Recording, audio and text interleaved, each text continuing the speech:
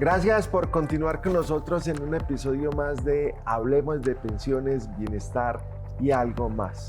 Soy Diego Cortés, abogado experto en pensiones, y hoy traemos un tema muy especial, un tema que tiene que ver con el derecho laboral, que tiene que ver con la reforma laboral, y esto es importante porque no solamente es una reforma que desde hace muchos años se estaba esperando y trajo unos cambios muy importantes en el Código Sustantivo de Trabajo, y se trata de la Ley 2466 de 2025. Y vamos a tratar de esta ley 7 puntos claves importantes que van a ser muy especiales no solamente para los empleadores, sino también para los trabajadores y además para cualquier persona que esté interesada en este tema. Estamos hoy con la doctora Vanessa Giraldo. La doctora Vanessa Giraldo es abogada, especialista en Derecho del Trabajo, pensiones, riesgos laborales, y también tiene una especialización en Derecho Administrativo de la Universidad Libre. Doctora Vanessa, muchas gracias por estar con nosotros acá y poderle explicar a todos nuestros seguidores en qué consiste estos cambios en esta reforma laboral. A usted, doctor Diego, por la invitación, a todos los televidentes, un saludo muy especial. Gracias, doctora Vanessa. Bueno, vamos a tratar este tema de un tema un poco complejo, pero lo vamos a llevar, digamos, al lenguaje común, al lenguaje de todas las personas. Y vamos a hablar aquí de 7 puntos importantes. El primer punto, doctora Vanessa, son los cambios frente al contrato de trabajo a término fijo. Ese es uno de los puntos claves que vamos a tratar el día de hoy. El segundo punto, para que ustedes estén pendientes, vamos a hablar también sobre los cambios en la jornada laboral y las horas extras, que esto fue un cambio también muy importante que hizo esta reforma y todo el mundo tiene que saberlo.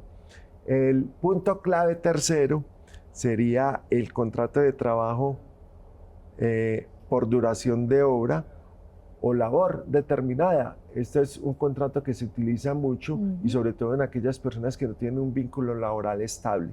Es muy importante hablar de esto porque se hace parte, digamos, de las necesidades que tiene cotidianamente la gente de contratar un trabajador. El punto 4 y el punto clave es el debido proceso disciplinario laboral. Aquí hubo unos cambios también significativos que vamos a hablar de ellos. Tenemos el quinto punto, que sería la publicación del reglamento del trabajo, y este es muy importante porque esto vence el plazo para que todas las empresas tengan publicado este reglamento de trabajo a partir del 25 de junio. Este es un punto sumamente clave. El otro punto es que tiene que ver con el día de descanso obligatorio. El día de descanso obligatorio, todo el mundo cree que es el día domingo, pero con esta nueva reforma lo pueden pactar en cualquier otro día, y vamos a hablar de eso más a profundidad. Y vamos a terminar con la obligación del empleador frente a las licencias remuneradas, otro cambio importante y significativo en esto.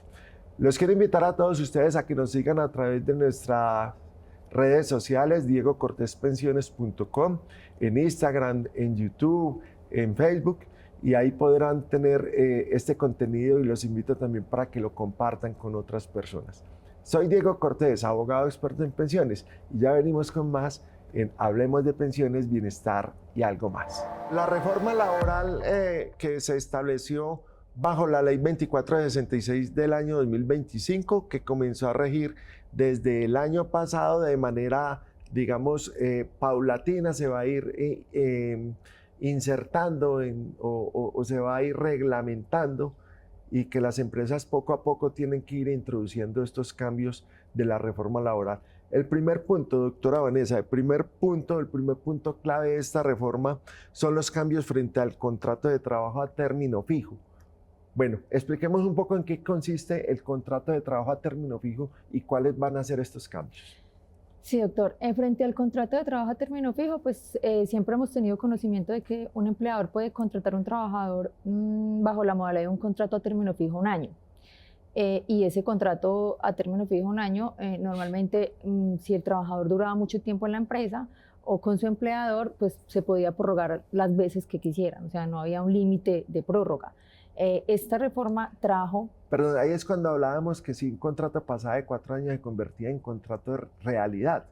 Así era que funcionaba antes. No, el contrato de realidad no. El contrato de realidad es otro tema diferente. El contrato de realidad es cuando un trabajador es contratado bajo un contrato De prestación de servicios. donde se cumplen todos los elementos del contrato de trabajo y le pagan como si fuera uno de prestación de servicios. Entonces se camufla un contrato de trabajo en un contrato de prestación de servicios, y cuando usted logra demostrar ante un juez que se cumplen los elementos del contrato de trabajo, se denomina un contrato realidad.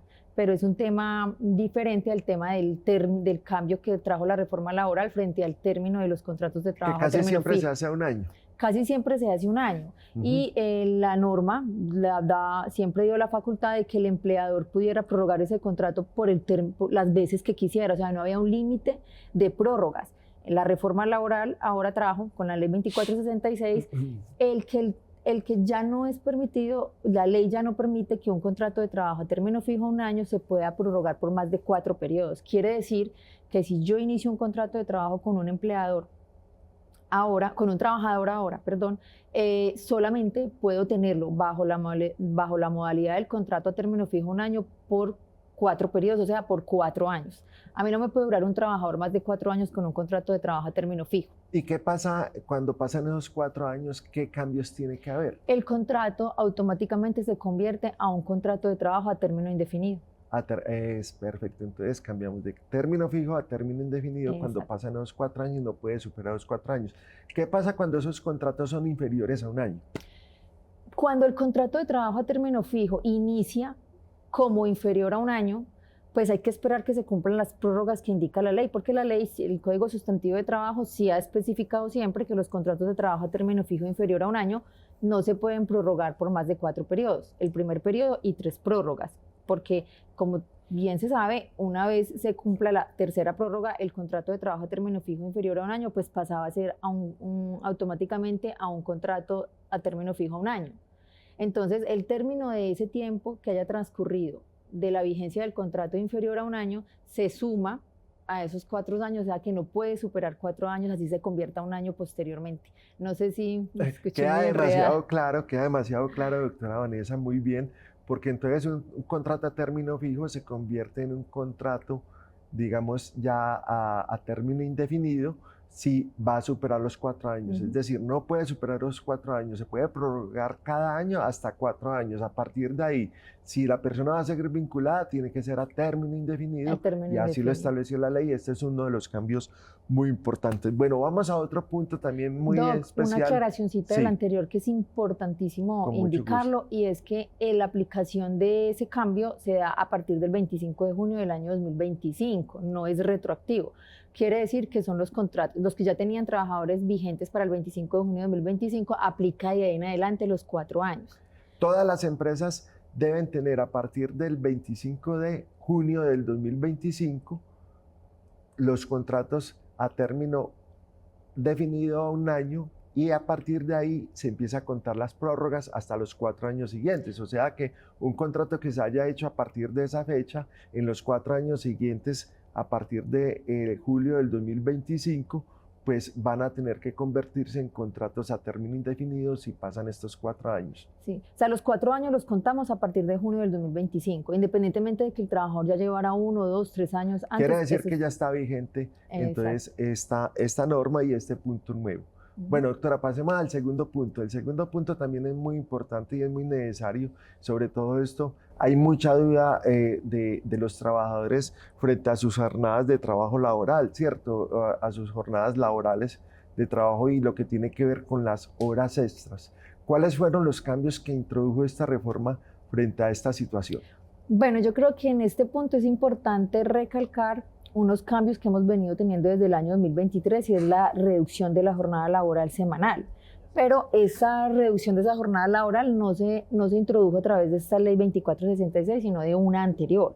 Pero pues como estamos todavía en ella, inclusive pues culmina el término de la reducción ahorita en julio del 2026 de este año, pero es importante también indicarla en este momento, y es la consistente de que la jornada laboral pues inicialmente y por muchos años estaba determinada en 48 horas semanales, A partir del año 2023 para acá se ha venido reduciendo. Actualmente estamos en 44 horas semanales y a partir de julio del 2026 quedamos ya en 42 horas definitivas. En las 42 horas definitivas. Bueno, también trae unos aspectos importantes esta reducción de las horas laborales, y es que, digamos, el empleador y el trabajador pueden acordar en la semana los días en que se van a distribuir estos tiempos. ¿Cómo funcionaría de esta manera? Sí, la norma indica que el tiempo, la distribución de las 44 horas y posteriormente las 42 horas semanales deben de realizarse entre 5 y 6 días a la semana y entre una jornada de mínimo 4 horas y máximo 9 horas al día. 4 horas y máximo 9 horas. Recordemos que ahorita se utiliza mucho que el periodo son 8 horas. ¿Qué pasaría al incrementarse una hora más la jornada de trabajo? No puede tenerse como recargo de hora extra o no puede cobrarse como... O sea, lo importante es que no supere el término máximo de las horas semanales. En este caso no se pueden superar las 44 horas semanales. Si yo las 44 horas las distribuyo en 3-4 días de 9 horas, que no me supere pues las 44, no se entendería que esa hora adicional es una hora extra. Bueno, algo muy importante para los trabajadores, el hecho de que se disminuya la jornada laboral no quiere decir que se disminuya su salario. No se puede disminuir el salario. O sea, a medida que se ha ido realizando la disminución de la jornada laboral, como lo indica la norma, el salario pactado entre el trabajador y el empleador debe ser el mismo. E inclusive el empleador tiene la facultad de aplicar las 42 horas en que va a quedar la jornada máxima semanal, desde este momento, si así lo desea, o desde que ha venido pues transcurriendo los términos de la disminución, pero no puede, eso no implica que el empleador diga que entonces le va a disminuir el salario. Bueno, esto ha hecho también que hayan unos cambios significativos en lo que es la jornada nocturna. ¿Cómo funcionarían entonces estos cambios respecto de las jornadas nocturnas que actualmente hay empresas que tienen que trabajar de noche? Sí. Pues el cambio que hubo frente a la jornada nocturna, que también salpicó un poco la jornada diurna, es que nosotros estábamos, hasta ahorita creo que es el 25 de diciembre del 2025, estaba la jornada laboral diurna y nocturna de la siguiente manera. La diurna estaba de 6 de la mañana a 9 de la noche y la nocturna estaba de 9 a 6 de la mañana. Entonces el cambio que se introdujo fue que ya la jornada nocturna inicia a las 7 de la noche y no a las 9. Entonces la jornada nocturna queda de 7 de la noche a 6 de la mañana y la diurna por ende queda de 6 de la mañana a 7 de la noche. Es perfecto. Bueno, doctora, son muchos temas importantes que tienen que tener en cuenta todas las personas que hoy, no solamente como empleadores, sino también como trabajadores, porque además de esto, lo que se propone en la nueva reforma laboral es que también haya un bienestar laboral, también haya, digamos, como una equidad entre tanto las personas que prestan su servicio como trabajadores, como también los empleadores que tienen que ejercer, digamos, esta actividad para ofrecer otros servicios a otras personas también, como decir, las necesidades que tiene el resto de personas en lo común. Hablando del tema de los horarios, ¿cuáles son los puntos claves que debamos incluir, por ejemplo, en el horario nocturno? No, pues en el horario nocturno es que el empleador tiene que tener en cuenta que la jornada nocturna tiene un recargo adicional que sería del 35% adicional al valor que está determinada la hora diurna. Exacto, entonces el incremento que tiene que haber acá en los recargos nocturnos es del 35%. Eso tiene que quedar sumamente claro porque pues esto es lo que va a beneficiar también al trabajador que va a hacer, digamos, como esta jornada nocturna a diferencia de la parte diurna. Bueno, doctora, aquí hablamos, digamos, de algo muy importante en la relación de las horas extras y es el límite al trabajo suplementario. Lo estableció también esta reforma. ¿Hay un límite? Sí, la reforma indica y recalca el límite que hay, que es de máximo 2 horas extras al día, 12 horas semanales. Ese es el máximo pues, que la norma indica que un empleador puede adicionar a la jornada laboral de un trabajador. También hay una excepción, y se exceptúa pues, de la aplicación de la presente disposición es al sector de la seguridad. ¿Por qué? Al sector de la seguridad privada, pues porque como todos sabemos, ellos se dedican precisamente a la vigilancia de empresas, del sector privado, público, pues es requerida a las 24 horas del día, entonces ellos sí tienen un régimen un poco diferente o que los cobija pues diferente al común, que inclusive pues es un tema también un poco largo y que de pronto luego podríamos conversar también sobre eso. Bueno, Sí. doctora, hablando, digamos, de todo esto, pues es importante para los empleadores porque es que aquí también hay, digamos, una obligatoriedad y esa obligatoriedad es de entregar el registro, ¿cierto? El Ujú. empleador deberá llevar un registro del trabajo suplementario de cada uno de los trabajadores. Exacto. Aquí va a haber alguna sanción si los empleadores no cumplen con esta obligación.